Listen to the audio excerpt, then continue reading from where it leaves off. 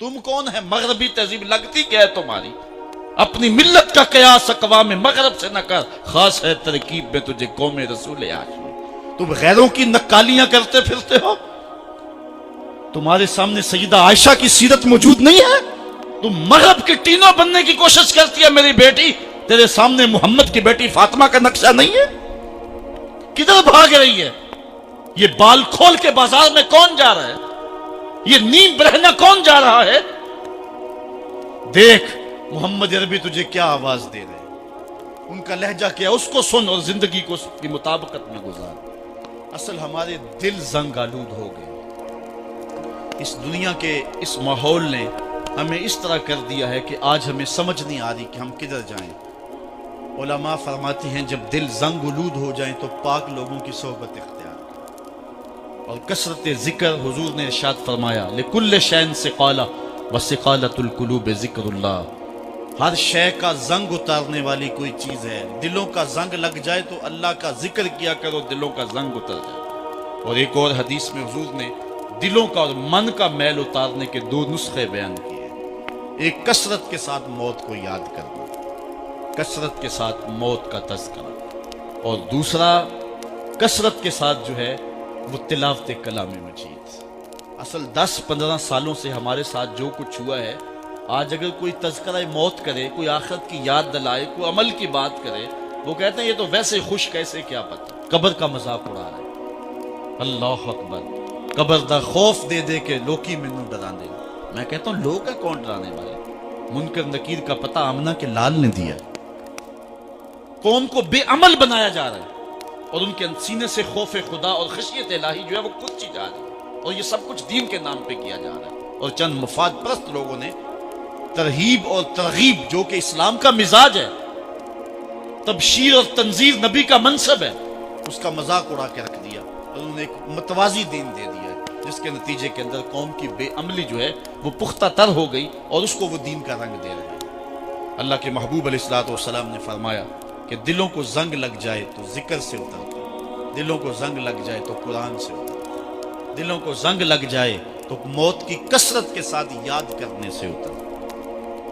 قرآن مجید کی تلاوت معمول زندگی بنا۔ وہ کہتے ہیں کہ چہرے کا پردہ نہیں ہے، ہاتھوں کا پردہ نہیں ہے، پاؤں کا پردہ نہیں ہے۔ شاید وہ اس بات کو جو ہے وہ سمجھنے سے قاصر ہیں کہ یہ محارم کے لیے ہے۔ عورت کا مخصوص اعضاء کا پردہ تو اس کے باپ سے بھی ہے، اس کے بھائی سے بھی ہے، اس کے محارم سے بھی ہے، حتیٰ کہ بیٹے سے بھی ہے۔ لیکن یہ جو اعضاء ہیں ان کا پردہ بھی عورت کے اوپر لازم ہے، چونکہ جو شر پیدا ہوتی ہے وہ چہرے سے اس کا آغاز ہوتا ہے۔ تو میں ایک بات کہا کرتا ہوں کہ یہ جتنے دلائل ہیں، ان دلائل کے جواب بھی علماء نے دیے ہیں، یہ ساری بحث کی جا سکتی ہے۔ میری مائیں بہنیں تصور کر لیں کہ سیدہ فاطمہ تو زہرا کا پردہ کیسا ہوگا، تو ان کے تصور میں حیا میں لپٹی ہوئی فاطمہ دکھائی دے گی۔ بلکہ سیدہ فاطمہ تو زہرا سے جب پوچھا گیا کہ عورت کا صحیح پردہ کیا ہے، تو انہوں نے کہا کہ عورت کا صحیح پردہ یہ ہے کہ وہ کسی مرد کو نہ دیکھے اور کوئی مرد اس کو نہ دیکھے۔ حضرت عبداللہ ابن مکتوم رضی اللہ تعالی عنہ کے سامنے ازواج مطہرات نے پردہ نہیں کیا تو وہ آنکھوں سے نابینے تھے، تو حضور نے اس پر انہیں تنبیہ کی کہ تم نے پردہ کیوں نہیں کیا؟ تو انہوں نے کہا حضور وہ تو نابینا ہے۔ تو فرمایا کہ تم نابینا تو نہیں ہو۔ تو پردہ مرد سے بھی ہے، جہاں فتنے کا امکان بھی ہو، شریعت نے وہ راستہ ہی مسدود کر دیا ہے تاکہ کل کوئی فتنہ کھڑا نہ ہو جائے۔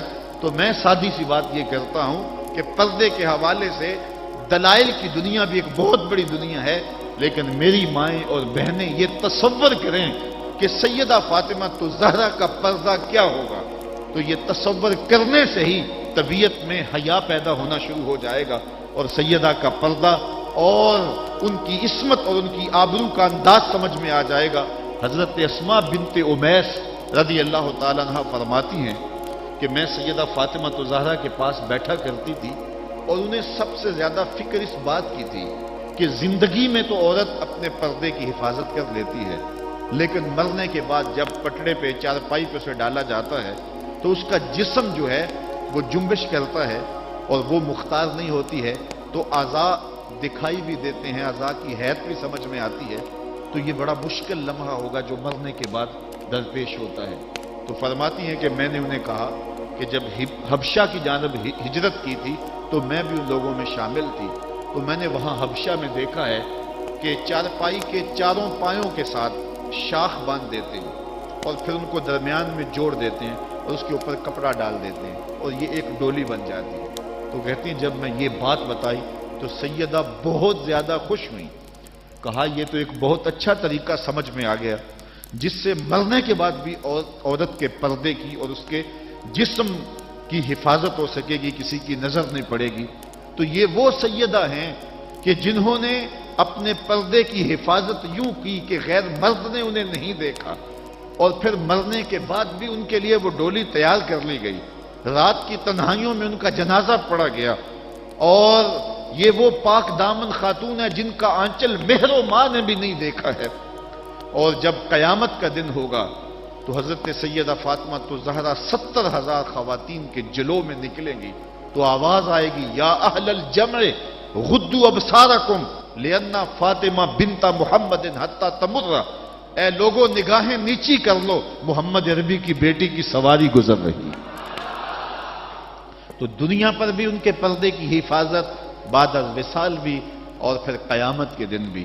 مجھے بتائے عورت کیا وہ مغرب کی آوارہ لڑکی کے روپ میں زندگی گزارنا چاہتی ہے یا سیدہ فاطمہ الزہرا کے پردے کی وارث بننا چاہتی ہے؟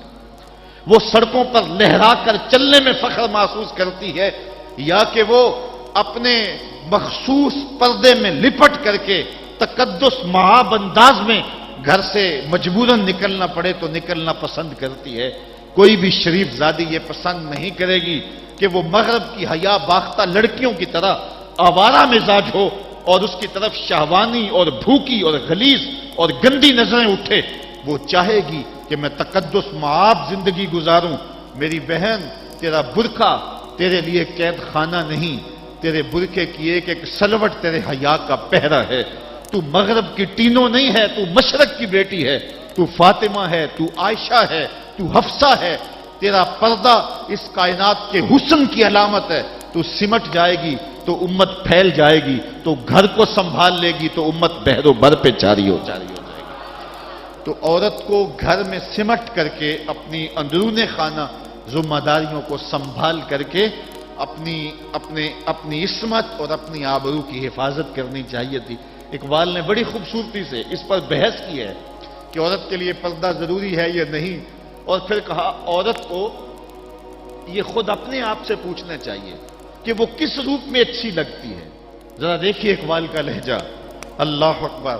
اس راز کو عورت کی حقیقت ہی کرے فاش، مجبور ہے معذور ہے مردانے خرد مند، کیا چیز ہے آرائش و زیبائش میں زیادہ، آزادی نسواں یا زمرد کا گلو بند۔ اقبال کہتا ہے کہ عورت اپنے اندر کی عورت سے پوچھے کہ اس کے لیے حسن کہاں ہے، زمرد کا گلو بند اس کو دیا جائے اور وہ پردے میں جو ہے وہ سمٹ کر کے گھر کی ملکہ بن کے رہے، تو یہ اس کے لیے زیادہ اعزاز اور عزت اور فخر کی بات ہے، یا وہ جو ہے وہ آزادی نسواں کے نام سے بازاروں میں گھومتی پھرے اور مردوں کے سامنے ہنس ہنس کے باتیں کرتی پھرے۔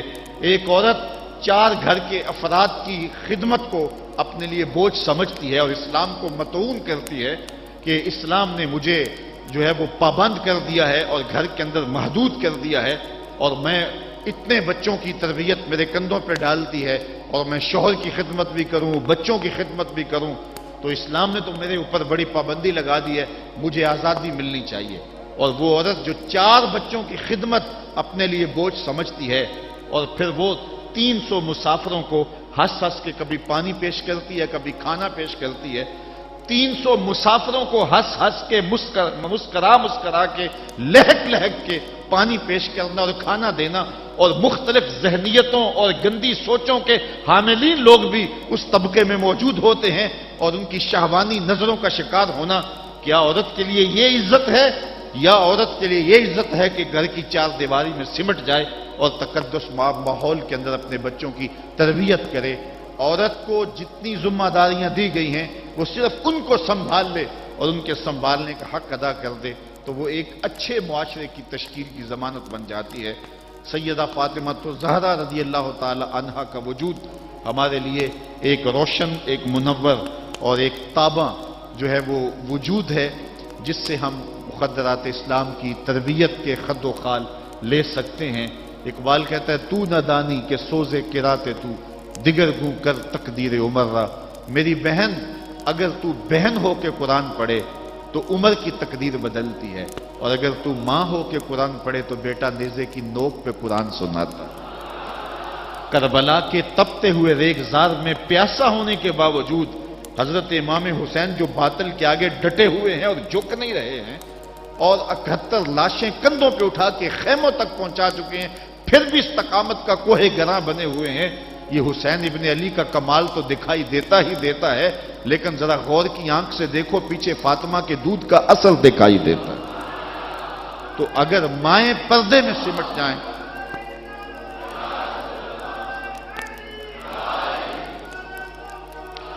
تو یہ حضرت امام حسین کی صورت کے اندر امت کو جو خوبصورت تحفہ دیا، بلکہ یہاں اقبال تو بے خود ہو گیا نا، وہ کہتے ہیں آپے سے باہر ہونے کی کیفیت، کہ عقیدت کا رنگ ایسا چڑھا کہ بس جذبات سے مغلوب ہوا۔ اقبال کہتا ہے کہ وہ کہتا ہے کہ رشتہ آئین حق زنجیر پاس، پاس فرمانے جناب مصطفیٰ، ورنہ گردے تربتش گردید میں سجدہ برخا کے او پاشید میں۔ اے فاطمہ جو کام تو نے کیا، اگر شریعت کے حکم کی زنجیریں میرے پاؤں میں نہ ہوتی، اور آپ کے باپ کا ہی حکم کہ اللہ کے علاوہ کسی اور کو سجدہ جائز نہیں، یہ مجھے ملحوظ نہ ہوتا، تو میں کعبے کی طرف رخ کر کے سجدہ کرنے کی بجائے تیری قبر کی مٹی کی طرف منہ کر کے سجدہ کرتا، اور میں کعبے کا طواف کرنے کی بجائے تیری قبر کا طواف کرتا، کیونکہ جو کام تو نے کیا ہے وہ کسی اور نے نہیں کیا۔ نبی کے گھر کی ہے عظمت نبی سے سنتے ہیں، علی کے گھر کی ہے عزت علی سے سنتے ہیں، وہ جس نے معزز کیا گھرانے کو، حسین پال کے جس نے دیا زمانے کو۔ تو یہ تھا حضرت سیدہ فاطمہ الزہرا رضی اللہ تعالی عنہا کا کردار۔ آج کی عورت سیدہ کے کردار کو اپنے لیے نمونہ حیات بنا کے اپنی زندگی کی راہیں متعین کر دے۔ اگر پندے سے درویش پذیری، ہزار امت بمیرت تو نہ میری، بطول باش و پنہا شو ازیں اثر کہ در آغوش شبیر بگیری۔ اگر فقیر کی ایک بات تو مان لے، ہزار امت مر جائے گی۔ اقبال کہتا ہے امت مسلمہ تجھے زوال نہیں آ سکتا، اور وہ کیا ہے؟ بطول بن جا اور زمانے کی نگاہوں سے پوشیدہ ہو جا، پھر تیری گود میں بھی حسین کے جانشین جنم لیا کریں گے۔ تو جب عورتوں کا کردار بچوں کی تربیت تک محدود ہوتا ہے اور وہ اس کردار کو بحسن و خوبی نبھاتی ہیں تو پھر ایک اچھا معاشرہ تشکیل پاتا ہے۔ لیکن جب حیا باختگی زمانے کو جکڑ لیتی ہے تو پھر قومیں اپنا وجود کھو دیتی ہیں۔